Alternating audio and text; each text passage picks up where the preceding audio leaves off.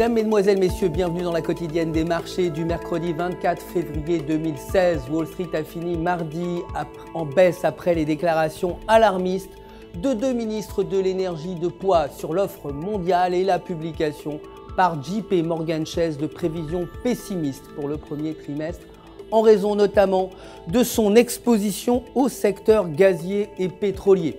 Le Dow Jones a reculé de 1,14%, le S&P 500 de 1,25% et le Nasdaq de 1,47%. Apple, le titre Apple a cédé 2,26%, clôturant à 94,69$ et le dollar américain est resté stable face aux autres devises majeures après la publication d'indicateurs économiques mitigés aux États-Unis et la nouvelle baisse des cours du pétrole.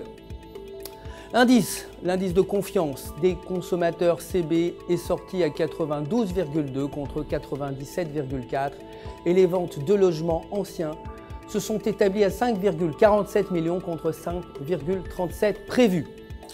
Les ventes de logements neufs devraient s'élever à 522 000 unités contre 544 000 précédemment. Côté matières premières, l'or a gagné 1,52% pour finir à 1227$ l'once. Le cours du baril de brut a quant à lui reculé de 0,10% à 31,45$. Les stocks de pétrole brut qui seront annoncés aujourd'hui devraient s'établir à 2 millions contre 2,1 millions précédemment.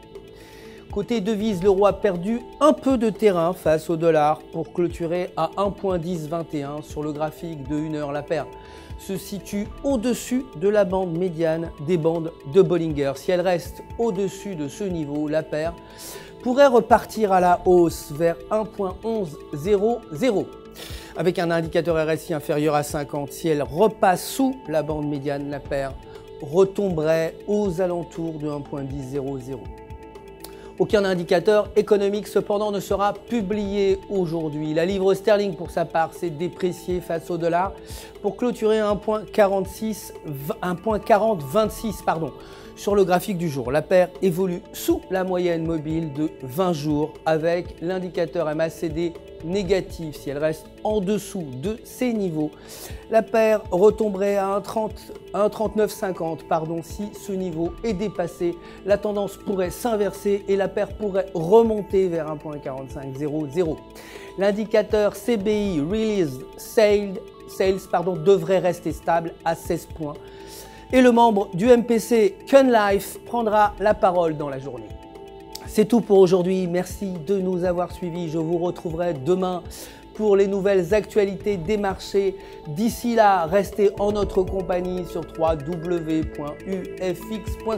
pour tous vos besoins de trading. Vous le savez, un conseiller personnel est là pour répondre à toutes vos questions. UFX joint à moi pour vous souhaiter une excellente journée de trading.